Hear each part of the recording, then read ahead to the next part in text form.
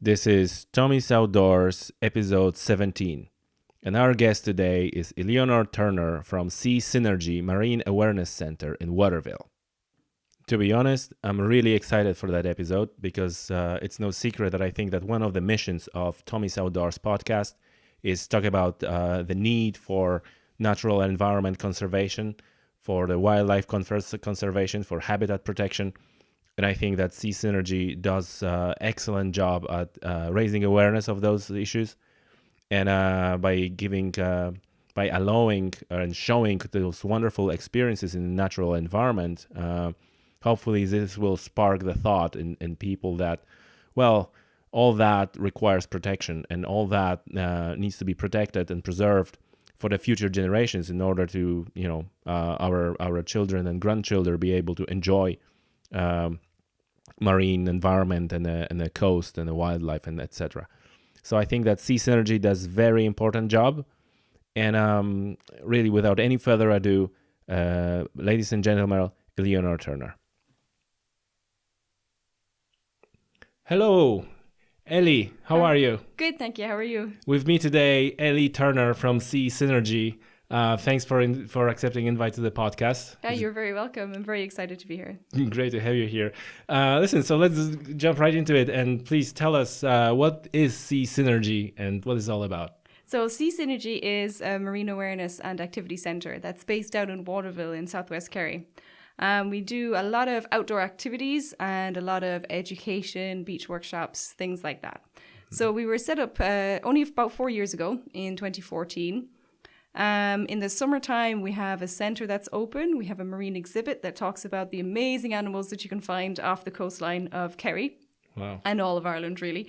And we also do beach workshops, summer camps. We've just invested in stand-up paddle boards and kayaks. So now we're doing eco tours on Lough Corrán, which is a beautiful lake that's just behind Waterville village. A lot of people pass through Waterville without even seeing the lake. So we're hoping to change that now and draw people more people out on the water, which would be great. They're just looking at their phones. That's Unfortunately, yeah. So a lot of what we do is to try and reconnect people with their environment and with the nature that they can find around them. So they're not just looking at their phones and driving past and taking a photo. They're getting out in it and feeling it and really experiencing the environment that we have here and the amazing world that we have. Especially coastal ecosystem. So that's really unique and great. So it's activities. So Sea Synergy is activities and kind of introducing people to the environment but I looked at the website and there's also some section dedicated to research.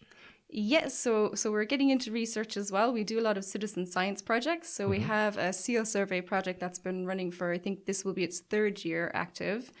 We've also worked with or collaborated with other organizations. So I've worked with another organization doing a project looking at ray cases that wash up on the beaches around Ireland. And we're also working, myself and my colleague Lucy Hunt are working for a project funded by the EPA. The title of that project is Co-Designing for Resilience. So we're working with the Sustainable Development Goals. Right. And how to get the communities more involved in those and how people can make a change, really. Right. That's great. There is a Shark Trust, I think Shark Trust UK, they're running a similar program called Great Egg Case Hunt. Yeah, so where you're collecting all those washed ashore egg cases for rays and sharks. I think there's two species of sharks. So the project, small spotted dog shark, the lesser spotted dogfish, and then the greater spotted dogfish. So the project, the Shark Trust, it runs in the UK. The one that I worked for is basically the Irish version of that. So it's started by a company called Marine Dimensions, and they're working now with the Marine Institute to sort of further the research. That's great. I never know because I took active part in the Great Egg Case Hunt and was always submitting them my findings and the cases, because obviously then you need to kind of find out what species they are and count them and where you found them. I was always submitting that to Shark Trust. But now I can. So there is an Irish website, so you can just search Purse Search Ireland, and it'll go through to them. Okay. So in Sea Synergy, we've started in the last year. We've started looking at the egg cases that we find around Ballinskedigs Bay, and just trying to raise awareness for people. So if they go somewhere else, then they might recognize what's there. Not many people know what are they. They're like, Yeah. what are We've they? had a lot of questions where people come in and they ask why we have dried bats in the window. And for months, I didn't understand why they kept asking about these dried bats, because I thought that was a completely crazy thing, even more crazy than having ray cases in your window. Yeah. But then I was at, with Sea Synergy, we were very lucky to join the Discover Derrynane opening weekend, and there was someone there from the Killarney National Park Education Centre, and they actually had dried bats with them. And they looked remarkably like these egg cases that I've been collecting for years, and was convinced people had lost their minds thinking that they looked like dried bats. But actually, there's a lot of similarities. So I had to eat my own words there and take it back. So what species we have? See, we have I think we can find two species of sharks, and the shark egg cases are distinctly different. They don't have like a Yes, so the shark egg cases tend to have curly ends on them. So the curly ends wrap around seaweed and hold the egg case in place while the little baby shark grows inside. The ray cases have more distinct what we call horns. So they're more of a exactly. spike. I was gonna say use, but I wasn't sure if that's the correct terminology. So they have one horn on each corner, so they're generally sort of a loose rectangle shape. And the horns help them to anchor in the sand. So the rays would lay their eggs more in the sandy, muddy bottoms, and that's where the eggs would develop. let's just go into so the sharks that we find in cases, they're kind of close to the shore living sharks, so like we said, lesser spotter. Yes, so the lesser spotted dogfish. Is it like a proper name? Is a lesser spotted cat shark? So and then the dogfish is like a common they're name. Two common names for the same species, really. Yeah. And the other one is the greater spotted dog shark, or catfish, as some people would call it. Okay, and does it have a name like a nurse hound? I think as well. That's another species again. Oh, that's another species. But it would be a nurse hound species. Yeah. Okay, so this is not the. You're testing my knowledge now. Okay. As far as I know, I think the greater spotted dogfish is one of the nurse hound species, but I'll have to check that out. You're probably right. You're probably right. I'm like this. Oh God, we're at the limits of what I know about dogfish now. So. No, I'm way out of the limits what I know about it. So, but also in Ireland we have many other species of sharks. We have taupe. We have blue shark. I think we still have porbeagle shark. Yep. But the angel sharks as well. We have and an angel sharks, which is kind of like a ray, looks like a little bit, yeah. It's more of a flatter bodied shark, yeah. And a monkfish is monkfish. Is monkfish is that one of the species of sharks as well? Yeah. Because there's many fishes. There's actually many fish that is called monkfish, including the fish that is called anglerfish. Anglerfish, yeah. And that's called also monkfish. So when someone says like, "Oh, it's a monkfish," you're like, which one? I think there's a lot of like confusion with common names. So we might refer to a lot of different scientific species with the same common name, just to sort of group them easier. You can be good old Latin name. It's very hard to narrow it down, and it's a big part of when you're working with communities to try and figure out what the local lingo is and what people are what people would commonly refer to certain species as, so that you can communicate with the same sort of language. Yeah. So then in the species of ray, we have thornback ray, which has like a spikes on it. We have undulated ray. Yeah. What else do we have? So we also have spotted ray, blonde ray, and small-eyed ray. Yes. And we have two big species of skate, the white skate and the common skate. Yes. And I was kind of surprised because I thought that skate is more of a deep sea fish.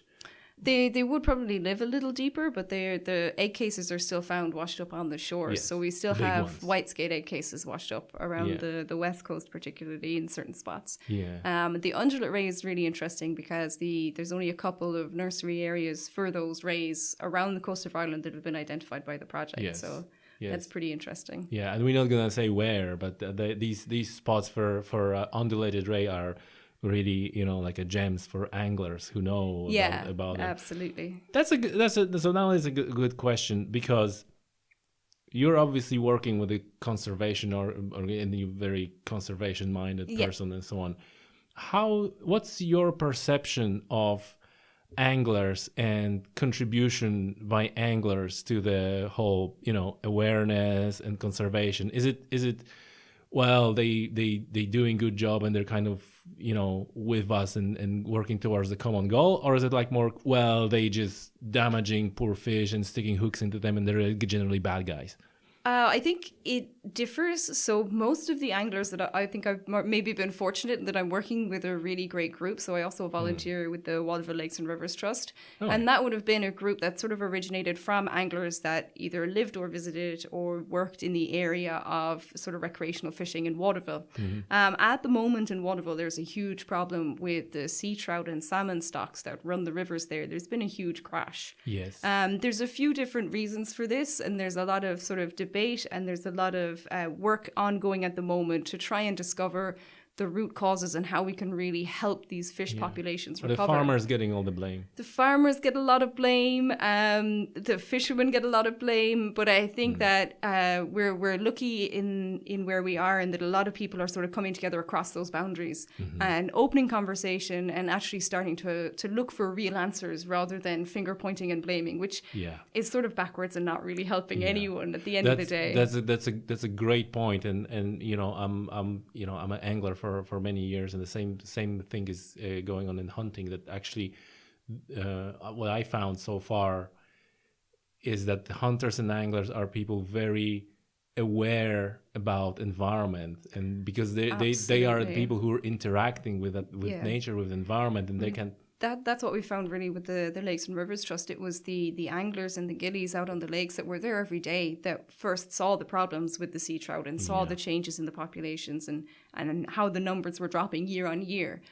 So it was really them that raised the alarm, and without their knowledge, their really intimate knowledge of the area, being able to draw these conclusions without having to do, a 2 to 3 year scientific study to prove it. They can tell you from their experience, and which could be 20 to 50 years of experience fishing on that lake. Absolutely. They can give you really solid information about what's going on a long-term basis with the fish populations there. Which is really important then to inform where we can direct more conservation efforts and how to make the most out of the few resources that we have, really, without pouring a lot of money into something that's not going to make a change. Yes. And do you found that there's the angling for ray and shark is kind of popular among anglers? My knowledge of angling of ray and shark wouldn't be huge. I know around Tralee they have a festival every year, but they actually tag some of the fish. So that's again informing the sort of scientific studies and the conservation methods. So you are starting to see a lot of people working together again and sort of crossing those boundaries, whereas historically we would have had clashes. Now there's more of a community effort. Yeah. What I found out that dogfish or small spotted cat shark or lesser spotted cat shark is like probably the first fish that anyone will catch who tries to fish from the shore. Yeah, they're everywhere, really. They're one of the most common species, I think, and they're quite what's the word for it? They're pretty tough, they survive in a lot of different situations, and then they can survive a lot of sort of abuse and they sort of survive in places where other fish would have already been sort of fished out or pushed out. They're pretty easy to catch for people, I think. I was so surprised when I found them in a supermarket in Poland, actually. That was like not in Ireland, in Poland. It's like, whoa, I know that fish. It's like I would never thought about eating it actually, but I was, so that was surprising.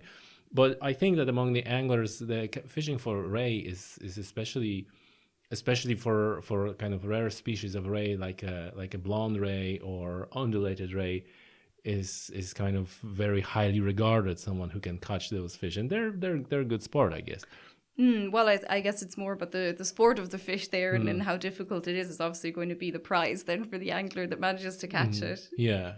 And obviously they're released and again, I was I know the Chinese guy, and I went fishing and I caught a few thornback rays, right? And obviously I catch and releasing the fish. And then I'm talking to my friend, and the Chinese guy is like, "Where's the fish? Where's the fish?" And he proceeds to explain that how you should prepare the ray, and like, well, why did you release that fish? Like, so again, like I would never think that this is actually something that you can eat, and it's remarkable. And I think in some areas in Ireland we have had catch and release for a long time, and that's a real benefit because it makes a huge difference. It still gets the people out on the water, it still gets them the experience of angling, but then essentially we're not removing the fish from the water, so we're not really overly damaging that population. There's a few areas in Ireland where we have been asking for catch and release for several years based on information of declining populations, particularly down in southwest Kerry, as I was talking earlier about the sea trout and the salmon fishery. Yeah. And it's only this year that inland fisheries have recommended a no catch zone around the bay there from, I think it's Lamb's Head to Bola's Head. Right. So For salmon and trout. Yeah, for the sea trout. So they're protected. Well, hopefully they will be. The recommendation will be followed through on, and they'll be protected. And how because up until last year, people were catching and killing fish on the lakes, even though the common knowledge was that the populations had massively declined. Yeah. And what do you think? What are their expectations? And how many years it will take to start to see, rebound of the population to improve the population again? Are there any that's any a really prognosis? difficult question. There's a lot of issues that are arising there. I mean, we're seeing at the moment with the water temperatures, even the wild fish in the streams at the moment are struggling because the water temperatures are so high, just because of the weather that we're having. And there's not much anyone can really do to change the weather. We also have issues with the salmon farms and sea lice. A lot of people believe that's causing a big issue.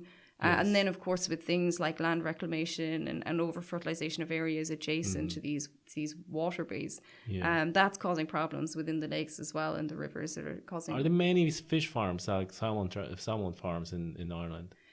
There's a lot sort of inshore salmon farms, so they'd be around the coastline.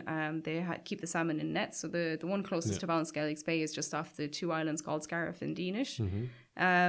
I think that's been in operation since 2010. It was previously in operation and was closed for a few years and then reopened again. Right. But all up the west coast, really, all around Galway and Donegal, you find salmon farms. So yeah.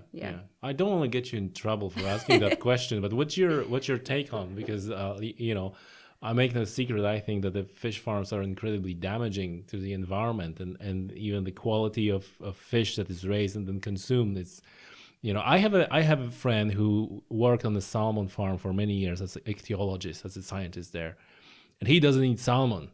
And we were out fishing on the charter boat, and the skipper said, like, well, so you don't eat salmon? I said, no. Oh, because of all the shite that goes into them. I was like precisely. Yeah, I think that it's not a perfect system. I think there's a lot of problems with it, and from the research that I've read and the information that I have from people, one of the biggest issues is what's sort of spreading out of those nets. So there's an awful lot of food. They have to use a lot of chemicals because of the number of fish that are contained in a small space. Precisely. And that, again, has knock-on effects in the wider environment. Yeah. Then there's different things like the currents around the coast that come into play and where all of those excess nutrients and excess chemicals are being washed out to and what effect they're having in our wider coastal environment. A lot of that can be quite damaging in areas. Particularly now we're seeing a lot of research coming out that's pointing to the sea lice on the salmon farms as being the cause of the sea lice problems with our sea trout populations. And that's there's a pretty strong link being drawn there between the salmon farms and these sea lice issues. And so there's no doubt. There's no doubt about it. I think we will eventually see a change in how the salmon farms are being managed and run, moving probably to a more closed system where the nets aren't open to the wider ocean. Yeah, it's kind of in the same category as a factory farming for cattle. The animals are very crowded, and to keep the spread of diseases and so on in check, you need to use either antibiotics or just spraying. I think in Norway they're just spraying pesticides. Straight up, they're spraying pesticides into the nets. That's the issue with the salmon farms, I think, is for them to be viable economically, you have to have a certain number of fish in those nets, or it's not really worth having them out there in the first place. But then, of course, when you put that many animals into a small space, you're sort of increasing the risk of pests and parasites and viruses and all kinds of things like that. So I think there's definitely issues with them. I know that the salmon farm off Deanish is actually an organic salmon farm. Okay. But again, that's not a perfect system because of the limitations put on them then in using certain chemicals to treat the sea lice. They're restricted in how much they can use. So their sea lice problem may not be as under control as a non-organic salmon farm. Okay. Because to keep their organic status, they have to maintain a certain level. Yeah, exactly. Because those pesticides, all that goes to the fish flesh, and then when Exactly, you yeah. eat that, so that's interesting.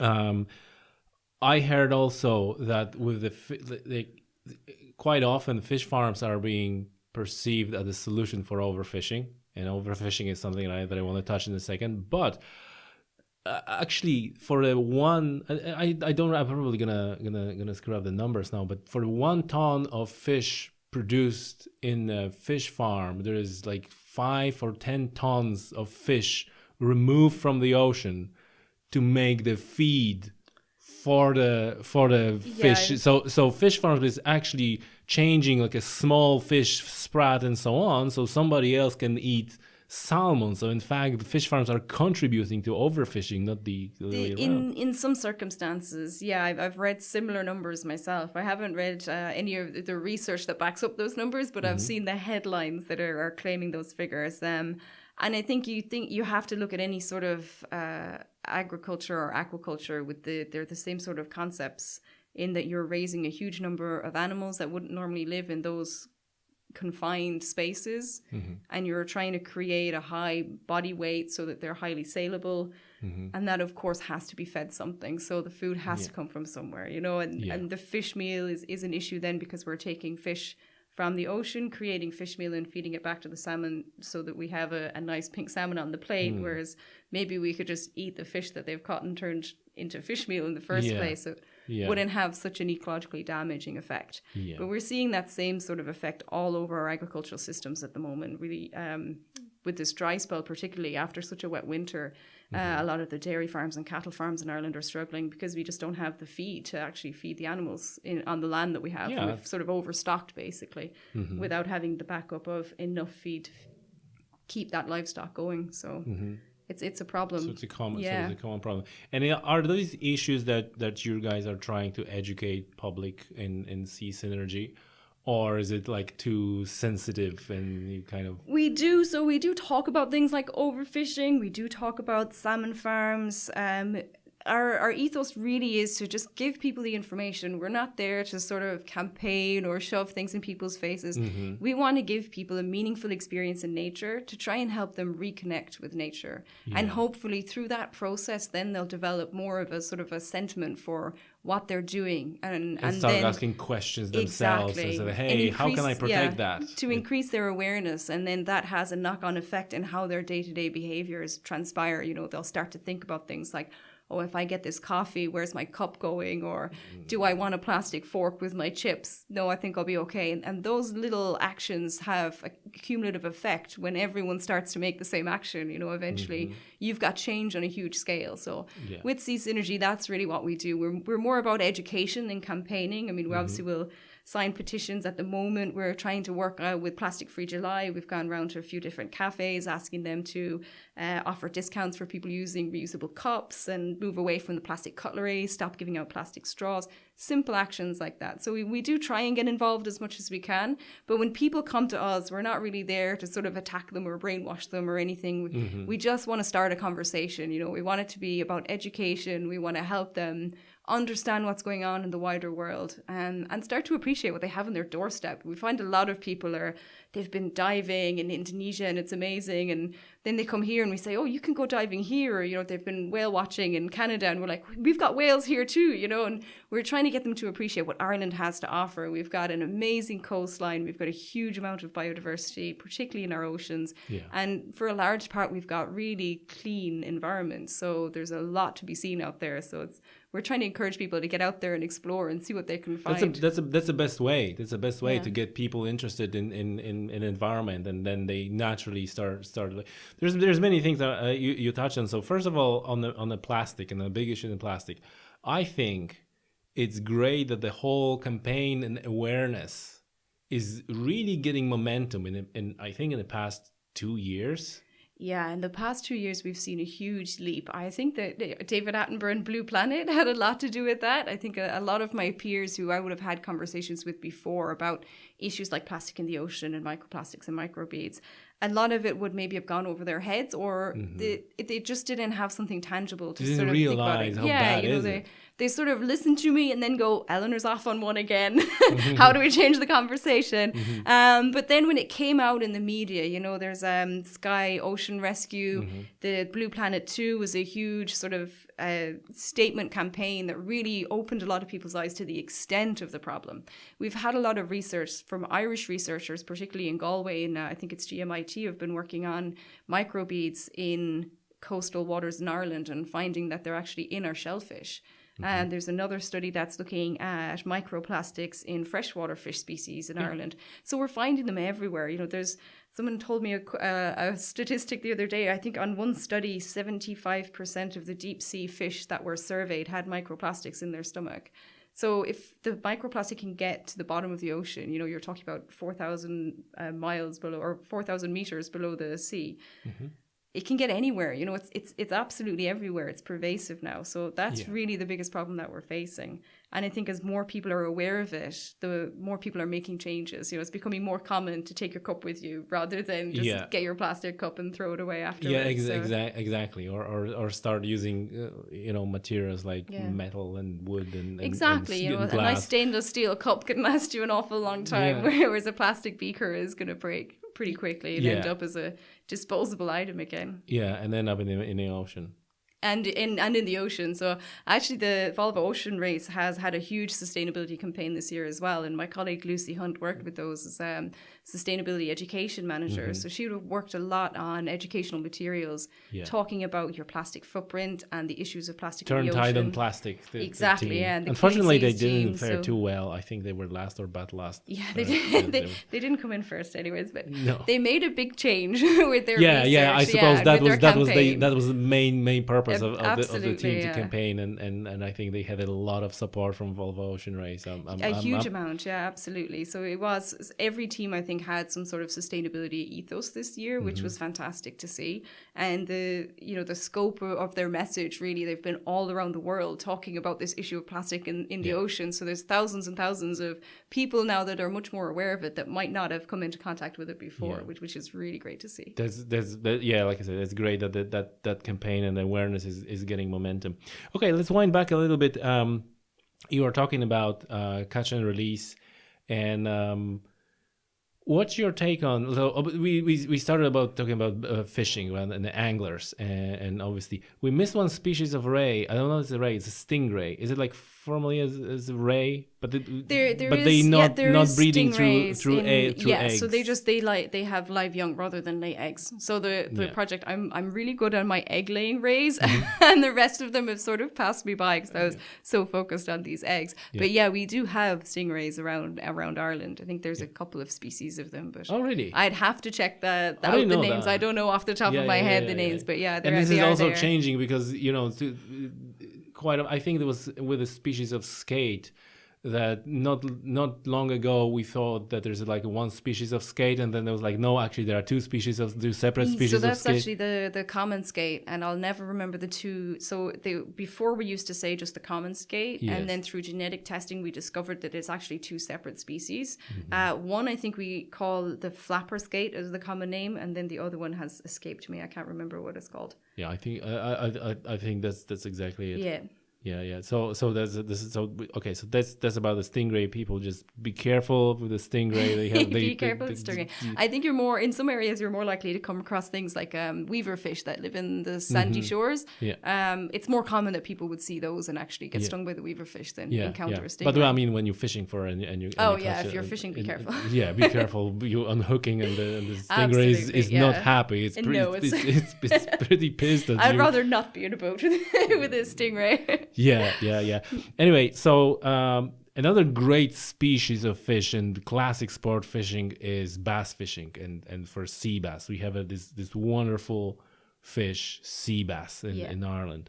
This year, so for our listeners, there was a massive collapse of the stocks of fish, and then Ireland introduced a bylaw that prohibits sale of bass. So all the bass that we see in shops and restaurants, there's a farm bass from Greece, most likely. Irish bass cannot be sold.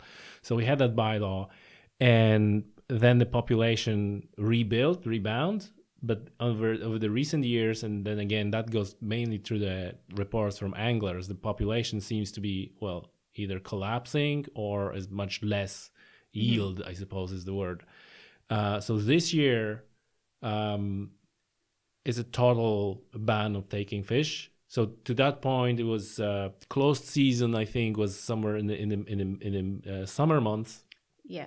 I think from the 15th of June to 15th of July. I think so, yeah. I wouldn't. And so be stuck on the exact dates there, but yeah. I had to know them. Oh yeah, I'm not much of a fisherman. Yeah. So So anyway, and then there was a bag limit of 2 fish, right? Yeah. This year it's complete ban. It's yeah. banned. It's catch and release on a bass. Can you tell us anything on your on your take on that issue of bass stocks and fishing for bass and commercial fishing for bass, because in the UK they're still being commercially exploited, right? So does it you think is a good thing? Does it make sense? Well, I think that given the collapse of stocks, I think a limit on fishing makes sense. So I suppose a complete ban really is a population that's under that much stress. Really, a complete ban is the only way to ensure a recovery of that population. Yeah. But you mean complete ban on fishing or complete ban on taking fish? On taking the fish. Right. So yeah, on taking the fish.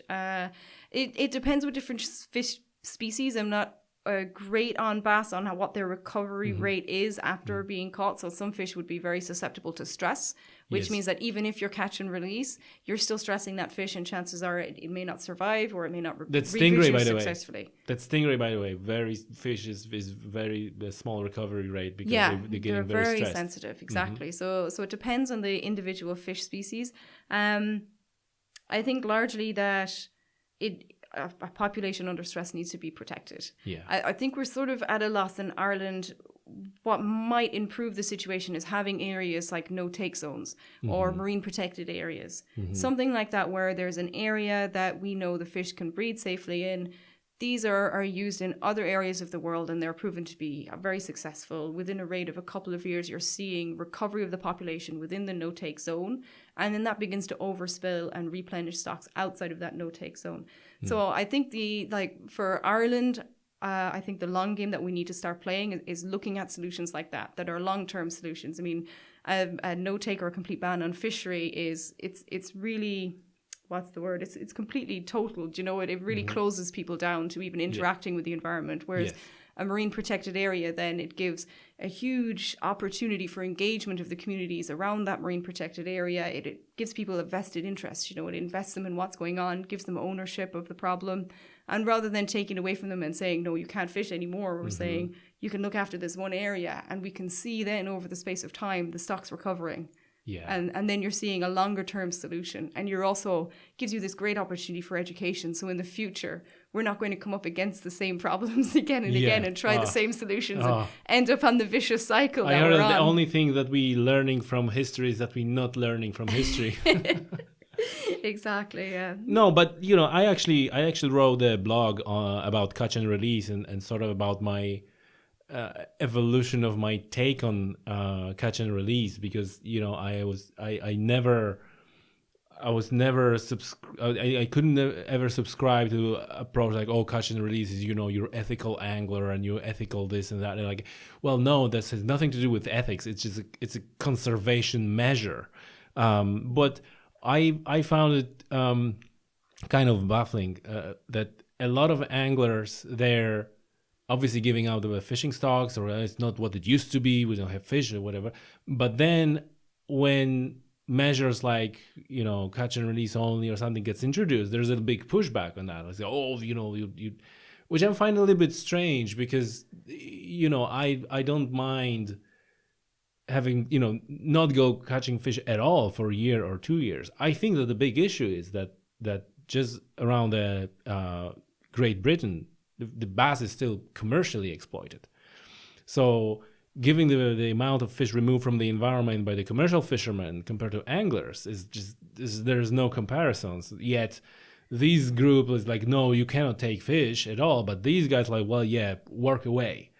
Yeah, I think in a lot of areas there's a huge conflict between commercial fisheries and anglers. And I think that does come from the separate rules that seem to apply. Yeah. And I don't really know what the solution to that could be. I think with the way that Ireland has managed its fisheries, its commercial fisheries, we've seen huge problems. And I don't think that was very well handled. You know, I think that there's a lot of Irish fishermen who have really suffered from decisions made. So I really don't know what the answer is to sort of breach that gap between the anglers and the commercial fishermen. But I think it's always going to be there. And where we're working down in Waterville, we do see a lot of that sort of pushback against the catch and release and things like that. And from anglers, from some anglers, yeah. And I think it's a little bit of it, I think, is to regards to ownership. So they've been fishing those waters for X number of years, and then someone comes in and tells them, "Oh, no, you can't do that anymore." Right. And it's a little bit of like, you know, we're the ones that were telling you there's a problem. Marks. Yeah. And back to a large part, it's a bit like, well, we were the ones that first let you know that this problem was here. And now you're, you know, kind of coming down with the iron fist and saying, no, you can't fish, or, you know, no, you have to do this or that or the other. I think a lot of this stems from bad communication between the government bodies and the regulatory bodies that are involved and the communities on the ground that are working day to day in these areas. And I think there's a big gap there that needs to be filled, really, with regards to communication and sort of the collaboration between those two groups. And I think a lot of the pushback and the conflict that occurs when these measures come in could be mitigated or completely eliminated by having better communication between the regulatory bodies and the communities, and working more in conjunction with each other over a time frame, rather than the only interaction being we're putting catch and release in this lake now, thanks lads, goodbye. yes exactly, because that's a lack of dialogue, and this is lack of lack of, you know, even understanding the issues. You know, I to be honest, I'm finding these sort of relation where the conservation and economics and social aspects are involved incredibly fascinating, because they're so complex. And I mean, like, same thing goes with hunting and with the relation. You know, if you talk about the hunting in Africa, there's also you know, you have quite polar opposite, you know, very emotional you know, people. And while start diving into that and like really what is the relation between hunting and the local communities and the population of animals and sustainability and poachers, and when you look at all these elements together, it's like so complex. It's complicated. Yeah, it's a really difficult picture to make sense of, I think. And once you get down into actually dealing with the people, you're talking about individual emotions and opinions and things, and it's very hard to sort of separate that out and come out with a solution that actually suits everybody. Yes. I mean, there is examples worldwide of situations where an environment has been managed and it's successfully being managed sustainably and for the benefit of all the stakeholders. You know, I mean, my brother told me earlier about grouse hunting in Scotland. Yes. So the areas that are managed there for an organised hunt are actually healthier, ecologically speaking, than the areas that have been left lie fallow, because the uplands have to be managed in a certain way to create the habitats required for all of the biodiversity that could live there. Yeah. And if they're left abandoned, then you end up seeing invasive species taking over, or just certain sort of scrub species taking over that are reducing the overall biodiversity and the ecological health of the area. Well, so there has to be a solution that can be found. It's just a case of, I think, getting everyone on the same page and, you know, working towards the same goal is the first hurdle that needs to be. Yeah, but the agreeing what the goal is, actually. And you brought the example of Scotland. I think that Scotland is also very, very interesting in the whole issue of deer in Scotland, where actually people who are interested in deer and sort of management and protection of deer are hunters, while, you know, ecological organizations and greenies, so to say, they just want to kill all the deer. They just don't want a deer. And it's like, well, are you not supposed to be kind of pro-animal, right? And then you have groups of animal welfare, and there's like all just big mess. It's a huge struggle. It really is a huge struggle. I think Killiney National Park is another good example of that, where we're seeing a huge population of deer again, because there's no natural predators. So the deer are free to, you know, take over. Their populations can expand. No one's managing the population effectively. So it has to be sort of a continuous process. You know, if we're going to remove all of the main predators of an animal, then we're going to have to replace those on the, you know, the to finish the ecology of the area, really, there has to be that top predator. So exactly, I think it's a really complex issue. And like you've mentioned, there's so many players with different viewpoints that it's really complicated to get down into the nuts and bolts of it and say, like, can we like put our emotions aside and think objectively about what is best for this environment, and how can we as people start to work towards that goal, rather than, you know, take a standpoint and never let that go, and not be able to communicate with other groups in the same area because you're holding on to your opinion too tightly. Exactly, and people are often getting very entrenched in their opinions. It's like, no, this is like, I know. And funny thing, you know, funnily is that often the people who have the strongest opinions are people who are probably the most detached from what the actual issue is. Yeah, and I find I'm doing a PhD at the moment as well. It's looking at community engagement in coastal biodiversity management. Oh, great. And what I'm finding is that the people on the ground really have sort of the best local knowledge, you know, like they'll have spotted things quicker, they'll have better historical or like more accurate historical records of just their backyard, right? Exactly. You know, you talk about a farmer in his land, you're talking about his backyard. He's out there every day, you know, he knows what birds he's seeing, you know, he knows what year that tree was cut down, you know, he knows how long that hedgerow's been growing there, because his dad or his granddad probably taught him, you know. There's a wealth of knowledge going back generations within our agricultural communities and within our fishermen and our seafaring communities. And I think that working forwards, I think we need to start harnessing that and sort of working that into more of a traditional management system. So, I mean, a lot of our farmers now are moving back towards more traditional methods rather than intense agriculture, because we're actually discovering that they really did know best when they were managing the land within their means and within the means of that land. And what benefits they're finding by going back to the traditional methods? But there's less, so it's less sort of, what's the word? So the biodiversity benefits, to start off with, there's a lot more differences. So traditionally in Ireland, we would have had a lot of mixed farming, and they would have only ran enough cattle or sheep or whatever that they were running that their land could support. So there was very little buy-in of external energy sources. So they wouldn't have been shipping food from the UK, for example. It wasn't possible at the time. So they sort of ran with what they could supply on their land. And then there's a lot of systems, like, for example, in the Burren, where they winter the cattle on the highlands rather than have them down in the sheds. And that's actually better for the environment there.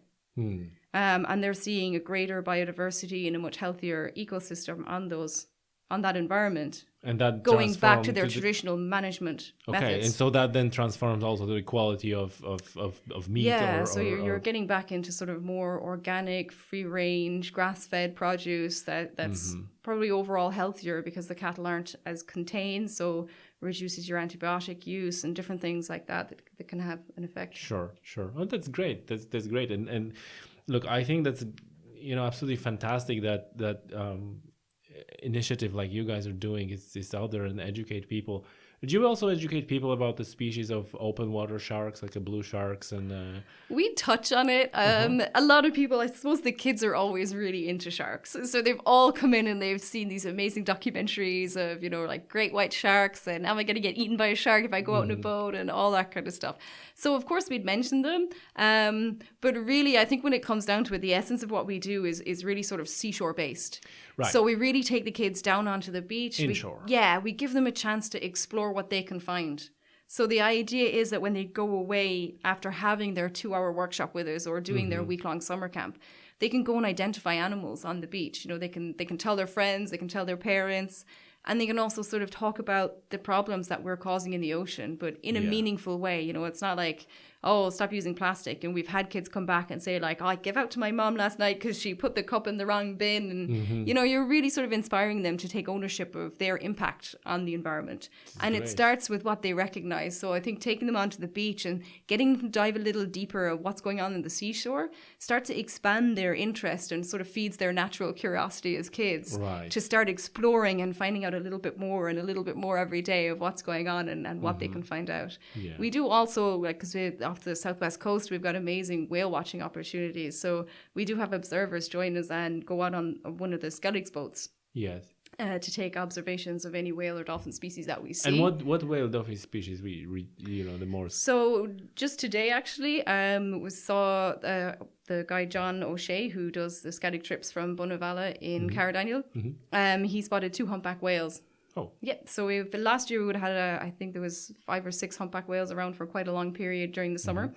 So we're on their migration route. So as they're traveling past us, heading up towards Iceland later in the year, they feed along the coastline here. So we get a lot of humpback whales, minke whales, and some fin whales as well. All right. And What are they feeding on, sprats? yeah, sprat, or sometimes they're shoaling mackerel as well, depending on the size of them. Yeah. We also have common dolphins, tons and tons of common dolphins. Yeah. They're like my favorite because they're so playful. I really like how they'll come straight over to the boat and start bow riding, and you can hear them like whistling and clicking to each other. They seem always like they're having a good time. So yeah. I think if I'm going to come back as a dolphin, I'd be a common dolphin. We've seen Rizzo's dolphins as well. I actually personally have never seen a Rizzo's dolphin, so I'm hoping to get out on the boat this year and spot some. But we've recorded those earlier this year as well. And of course, bottlenose dolphins. Right. Yeah, they would be the most common species that we find. And they're very often when you're out on the boat offshore, you also see pods of dolphins. And, Absolutely, and yeah. Kind of, like I said, like looking at you, and that's great. I saw them quite often when I went out shark fishing. A couple of years ago, I was absolutely mad about blue shark fishing, and like you mentioned, that was really part of the tagging program when a fish was measured and tagged and so on. And speaking about tagging program, there's also going on a tagging program for sea bass, to tag sea bass, and even my friend, one of the fish that was tagged by him was then recaptured somewhere else. So that's obviously cool, always get a great kick out of that. But just briefly touching on the tagging program, I know that this is gathering scientific data, right? That's important. And in case of sharks, I probably, I didn't have much problem with that, because the shark, what you were doing, how you were handling shark on the boat was really not much different. But actually, I had a huge issue with bass tagging program. So obviously, I'm very aware of bass being fish, slow growing and so on, and you need to handle the fish carefully and return to the water as soon as possible and so on. And that tagging, it was just, you had a whole kit, and you had to keep the fish out of the water, and you have to remove the scales from a certain point, and then measure, and then weigh, and then put the tag in, and you have that kit. So the fish effectively was 3 times longer out of the water because you were trying to do all these things to the fish. And actually, I probably had like 1 or 2 sessions with tagging fish. And my friend was doing it a little bit longer, and then I said, like, have you doing that? I said, no, I gave up on that. It's completely not practical. It's something else when you have like a pistol, like a machine to put a tag in. When you have a fish, you put a tag in, you release the fish. That's fine, okay? And then later on, like in case of sharks, because those tags are kind of in a batch, what's the number. You don't have to write from the number. While in this case, you have this thing, you need to load in the pistol and remove the, like, oh my God, it's like, so I just gave up. Especially when when you're fishing for bass, you quite often waist deep in the water, in the waders, right? And because the beach quite often kind of gently slopes in, you quite away, right? So you have to wade back for 30 minutes, dragging fish on the line with you to the place when you can actually, kind of get your kit out and do all these things. So it sounds more complicated than some tagging programs that I've heard of, but I think the thing with, I suppose, the tagging is such an expensive program to be running. Really? That scientists that would be involved in those would be really, I suppose, really aware of the impact on the fish, because if the tag is going to have a detrimental impact on the fish, then it sort of wastes the tag, really. So so there's a lot of thought put into the process that they do. Point. So I'm not personally familiar with the bass tagging process, so I wouldn't have personal experience of it, so I can't really speak on that point. But I know from speaking to other people who have been looking at tagging programs, particularly the GPS tags, like the cost is just so great, and to Oh, secure no that doubt. funding that Yeah, because that the you need to device itself is quite expensive yeah. versus So like a it piece of has to be plastic. a really well thought out process before they ever even put a tag in the fish, so that Yeah, they're not yeah, wasting all yeah. the funding But that the they have. GPS tagging program is much better because you tag the fish and you can start gathering data. Yeah. While in all Yeah. the tagging where it's really like a plastic tag, Yeah. you really need to recapture the Yeah, fish to to recapture the fish, and that information, it does give you sort of analysis that you can do on that kind of information, is where the fish was first caught, how much longer it was before it was recaptured, and things like that can inform like population studies. But yeah, that's wouldn't be my area of expertise, I think so. Oh well, It would be I very think you hard for me provided to a lot of comment on it. expertise anyway here for us. Listen, so let's talk about safaris, like snorkeling safaris. Yes. Like let's this is activity that people can also take part in. Absolutely, yes. So we do snorkeling trips, which are guided snorkeling trips. We can do those all around the coast, really. So we're based in Waterville. Our closest beach that we really like to run off is Ballinskelligs, but we also do them all around Kells, out as far as White Strand and Castle Cove. We've run them. So it really depends on where people are that are getting in touch, what they're looking for. For us, we love to take you out on your local beach. You know, it's that idea of getting you connected with the place that's close to you, with the place that means something to you. So to take you out somewhere you're familiar with and hopefully show you something new, or, you know, help you experience it in a new way would be the goal there, yeah. And you provide all the equipment, All the of the gear, equipment, yep. So we've got the wetsuit, snorkels, fins, everything. And what sort of preparation is required for So somebody who wanted? You need to be able to swim, or at least be confident in the water. We can provide flotation devices for people who think they might not be particularly strong swimmers. Oh. But outside of that, you just come along and give it a go, basically. Oh, really? So Yep. there's not even like a day in the at the pool to No, we'll do just an go straight into it. introduction. We start nice and shallow in the water, so people can always put their feet down if they want to get comfortable. Give them a chance to get comfortable with the mask and the snorkel and how they're going. We find most people these days would have already done some kind of snorkeling, so a lot of the time you're dealing with people who already have experience of having the mask on and using the snorkel. Right. But if they haven't, we're more than happy to take our time, give you the time to get used to the equipment, have a little go first, you know, test the water. So And are they starting from the beach, or they're starting from the boat? You take them on the boat? From the beach, so we do it off the shore, yeah. So Okay. you're, like I said, you're in shallow water to start off with, so you've got plenty of time to get comfortable and get used to it before you're going anywhere where you Right. might And be out what sort of animals and what sort of views people can see when they go into Oh, that? really, really lovely views of like kelp forests, lots of lovely anemones, starfish, lots of like inshore fish that you'd see, little blennies and pollock and things like that. Yeah, really, really amazing assemblages, I think. And do you have really this great. reaction like, oh, gee, A lot of people do, yeah, because we get this sort of I suppose it's a disconnect, and people, they go on holidays somewhere nice and warm and sunny, and they're more than happy to get in the water, and, you know, they've seen all the coral reef fish in all the world, and then they come back and they don't expect really to see anything in the water here because it's so cold, and in their heads that means nothing really lives here.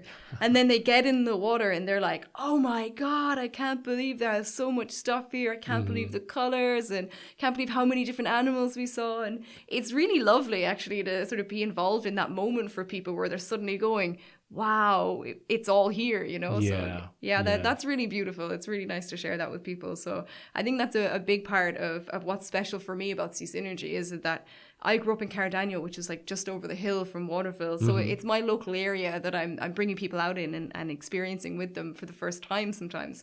And it's really amazing for me to think back of when I was a kid and someone first lifted a piece of seaweed and I saw a starfish for the first time. And I'm getting to do that for people now and go, wow, look, you can find these animals here. And then to get to tell them a little bit about their life history and, you know, the way they feed or the way they move and different little facts like that they're going, oh my God, this whole world is happening out here that we had no idea about. Yes, so that's really cool. Huge. That's huge. You know, I was shocked. But at the time where I was doing shark fishing, obviously I had, you know, lots of photos of sharks, and my friend was talking to her friend who was a teacher at school, about the sharks, and it's like, no, there's no sharks here. It's like, no, look at those photos. Like, I don't know, these are like fake photos. There's no sharks here. It's like, geez, it's like she's a teacher at school, right? And like, well, like how come it's no sharks? Like, look at that. It's like the hidden side of Ireland for a lot of people. They see the lovely mountains and the views and the lakes and rivers, and they forget that we're an island. We've got Atlantic Ocean, huge people. Coastline. We have amazing seas around us, and there's so much to be found out there. Yeah, absolutely. You're touching just want to go back a little bit to the sea mammals and dolphins and whales. Is it true that there is much more occurrence of stranding? I suppose that's the word where the whales or dolphins are washed ashore, or they're just stranded and still alive. It's like, do you see the increase in these events? So the Irish Whale and Dolphin Group have been running a strandings program for, I don't know how many years. I know the Irish Whale and Dolphin Group have been active for over 30 years. And they record the strandings. They have volunteers that will actually visit stranding sites and measure, identify, and take a DNA sample from the stranded animals, like the obviously dead stranded animals. The live stranded animals would obviously try and refloat. So they're building up a database of what's happening, and we have seen an increase. So it's not something that I could really comment on and say what are the causes or what's happening or where they're coming from. But I know that in recent years, people have made comments in that the numbers have been increasing of these animals that are stranding. Right. Okay, you mentioned that you cannot comment on the reasons. Yeah, it's just a lack of knowledge on my behalf. Like I've seen the reports from the Irish Whale and Dolphin Group as to the numbers that are stranding. So there's but I think there's no one answer. Because I think that's it. Maybe it's plastic, maybe it's a pollution, maybe it's super trawlers. Could be, it could be sound in the ocean, and that we're doing so much exploration for oil that it's so noisy out there, it's disorientating them. There's several reasons that it could be. But I don't think there's definitive research on exactly what has happened, unless there's an autopsy in the animal, and you can obviously see that. I mean, I know that there was whales found with so many plastic bags in. There's no way they could have survived, and that's obviously the reason that whale has ended up stranding and then passed away. So. For individuals, you can find a cause, but I think in general, overall, it would be hard to point your finger at one thing. So I have a question now. When I think about it, is it like when a whale dies of the natural causes, is it unnatural for this whale be washed ashore? Therefore, you really not see dead whales on the shore because they die on the open ocean, and that's like, or well, it totally depends on where they are when they've passed away. So just because of their the body composition, they'll float for a while until they sink. So naturally, if they were out in the open ocean, they'd eventually sink, and they become a really important food source for the bottom feeding animals. If they're close to the shore, or if there's a storm or a current that's going to pull them in towards the shore, I mean, there's no reason that they wouldn't die of natural causes and end up stranding. But I think the increase that we're seeing obviously has some kind of human cause. Yes, it's not on the natural causes, and that's why. And are there often occurring like a stranding of the living animals, so they kind of get disorientated and stranding on the beach, or is it mainly a lot of circumstances where there's live strandings, the animals themselves are actually sick or not well, and so even though they are refloated, they eventually don't survive and they will restrand. I heard that actually. I think that's normally, well, not normally, but that's a lot of the cases. That's what you would see happening. I think natural strandings, I don't think it's normal for a whale or dolphin to just strand itself. So normally there is some kind of problem happening with that individual. What about basking sharks? Are you talking about the basking sharks, people as well, and taking them, watching them? So we do a trip to the Bull Rock. We use a local provider called, Skellig Coast Discovery. Right. So it's one of my neighbours actually down in Cardaniel. He's got a rib, and we organise boat trips and offer wildlife trips out. He does them every day, and with Sea Synergy we'll try and get a guide on there maybe once a month or so, and head out with him and offer a guided tour. So he heads out across the Kenmare Bay over to Bull Rock. and around the coast of West Cork there on the Bear Peninsula. Sure. He did tell me that he started stopping over for lunch in one of the little villages there before he heads back. So I would highly recommend a trip out with Des. That's great. Yeah. I was really lucky actually last week. He invited me out on a morning. He was going out with Peter Cox, who's a photographer, and he wanted to photograph sunrise through the channel, through the Bull Rock. Right. So I just went out to sort of help out on the day. It was absolutely beautiful. The 4 a.m. start wasn't quite beautiful, but but once we got out there and saw the sunrise, and it was absolutely amazing. Yeah, fantastic experience. That's great. I think like so overall, what's your view? Is the overall state of the environment, and especially coastal environment, is it deteriorating? Is it roughly the same? And like how does it look? Obviously you're doing that for many years, so I think with regards to things like plastic pollution, you can see an obvious deterioration. When I was a kid, you'd build sandcastles and decorate them with shells and seaweed.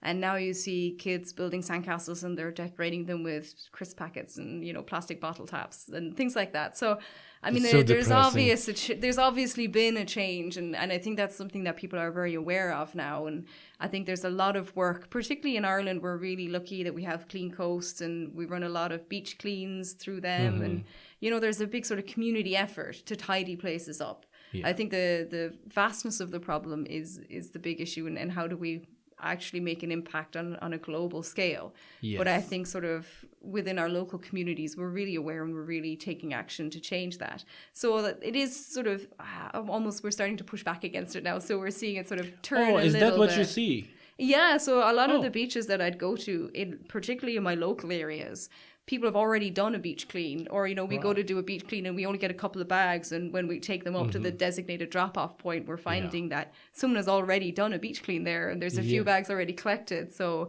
it's sort of uplifting to see that there's that community effort starting to occur, which is what's needed really all around our coastlines. And what in terms of biodiversity and a like a sheer count of species or, specimens of... So we're seeing mostly the changes with the species that we're seeing are reductions in some species, but also an expansion of distribution. So we've got a situation where species that would be more common in warmer waters further south, their distribution is moving further north.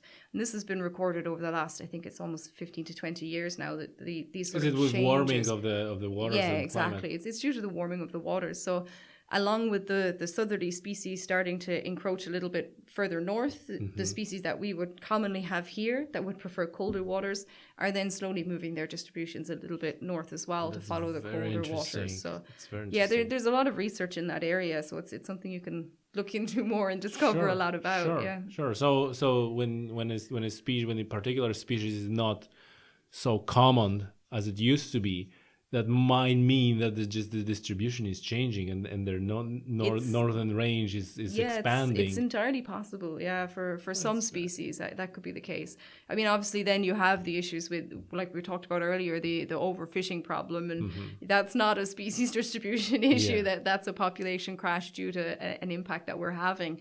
But for some of the species that you'd record around rock pools, I know that when I was a kid, you'd very rarely see snake locks and anemones, whereas now you're starting to see them everywhere. There's a lot more of them. So there are species that are known to sort of move a little bit due to the warming. And is it the same thing with the jellyfish, the lion's mane, the manowar, which is not jellyfish? It's I think it's a mollusk, or what is this? Oh, I can't remember the name of it now.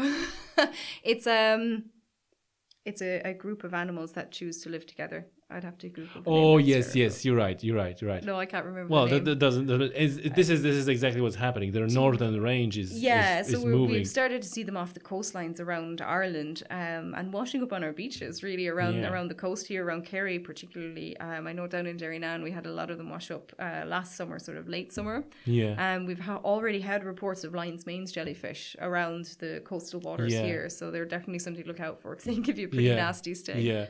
And as a kind of operator of tours for people, are you guys worried at all about that? It is a concern, absolutely. If you're getting people out into the water, you need to know what you're going to come up against. You know, you need to know what you're going to find out there to be able to inform people, but also to keep people safe. Yeah. So in the case of the jellyfish, particularly the Portuguese man of war, in the water they're very difficult to see. And also the lion's mane's jellyfish, I mean, they're much darker, so they're easier to spot, but they give you quite a bad sting. So you'd want to be very aware of if they're being spotted in the area. We'd normally try and scope out first. Are they on the beach or where are they? And what we need to be cautious of, because it's just not fair to be taking people out in a situation where they're not going to enjoy themselves. Okay, so you're doing this extra step of kind of scouting and saying like, okay. And there's a really good, so the Big Jellyfish Hunt is a Facebook page where people send in reports of where they're spotting these jellyfish. So normally if there's something unusual showing up, that'll actually, so you kind of monitoring. Yeah, it kind of keeps you updated with, someone spotted it further, around West Cork, possibly we'll be seeing them around here as well. It's just something in the back of your mind to be aware of when you have people out in the water. Sure. Yeah. Ellie, listen, I think that what you guys are doing is absolutely fantastic. It's absolutely super important, and this is the only way to actually make a difference, to get people involved, get people excited about it. Yet, then through education, kind of naturally get more allies, and like you said, instead of trying to brainwash people and kind of push down the throat the agenda, is like, well, no, look, just look at it for yourself, just look and enjoy it. I think is the way to do it. And then I think that everybody have enough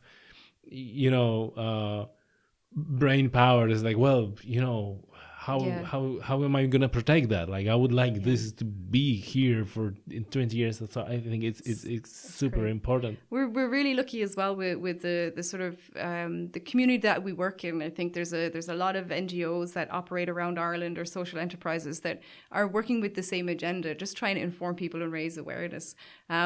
This week I'm actually up in Tralee because I'm working on a continuous professional development course for primary school teachers that's funded by the Marine Institute. Great. So they know that there are sharks in the water. Yeah, so they know now. Wow, yeah, so it runs with the Marine Explorers program that we operate for all of the primary schools in Kerry. So you basically send in an application, and we've got 4 different modules that we can visit your school with. So it's all about increasing ocean literacy within the primary schools. So that's really giving us a good baseline to work with. And we find a lot of our local kids will have visited in school, and then they come to us in the summer, and we're slowly starting to see that they're learning more than we do now. They're asking us questions that we don't know the answer to, and it's fantastic because they're getting so engaged in what's going on in the long-term and things that they can find and so discover. The next generations are absolutely more they're aware, stepping up.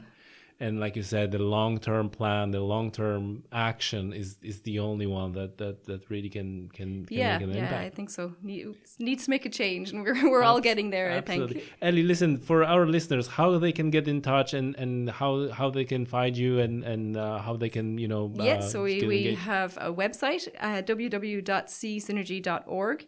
And you can contact us through there. We have a lot of our activities up there, and there's an online booking system.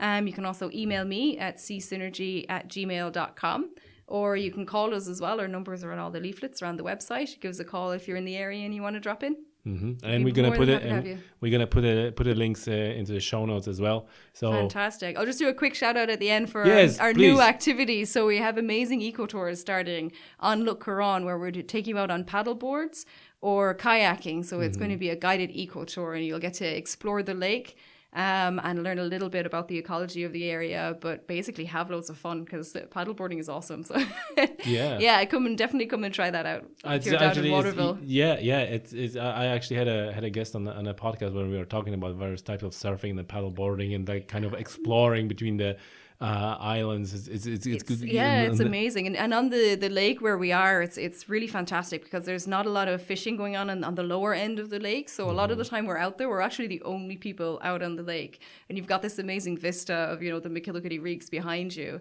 and then we can follow the river down towards where it enters the sea, so you can see the little bridge coming out of Waterville, and you get to see all the reed beds and everything like that. So it's really special. Actually, I was surprised at how much I learned when we first went out there. Right. Yeah, because I would have been on the lake just in a boat, sort of on the more northerly end. So it's a really amazing spot. It kind of gives you a different perspective, right? Absolutely, you're kind of looking from different changing angles. your view. Yeah, absolutely. You're looking at things from a different angle. You suddenly realize that wow, these mountains are really big, and the size of the lake as well. When you've got to paddle across it, it really changes your mind about how quick it is to drive around in a car. Oh yeah, definitely you need to use your own muscle, Yeah, and exactly. and people can also find that on the website that you Absolutely, mentioned. yep. So that's all up on the website, and as I said before, we're more than happy for you to give us a call or send us an email. We'll answer all your questions. Absolutely, and like I said, we're gonna put all the email and a website on the show notes. Ellie, thanks very much for doing this. It was great fun. Thank you, Tommy. It's been great. Thank you. And that was another episode of Tommy's Outdoors podcast. If you haven't done so yet, subscribe on iTunes, Stitcher, SoundCloud, or any other platform where you're aggregating your podcasts. Also, you can follow us on Twitter at Outdoors Podcast, and you can follow us on Instagram at Tommy's Outdoors, and like us on Facebook at Tommy's Outdoors.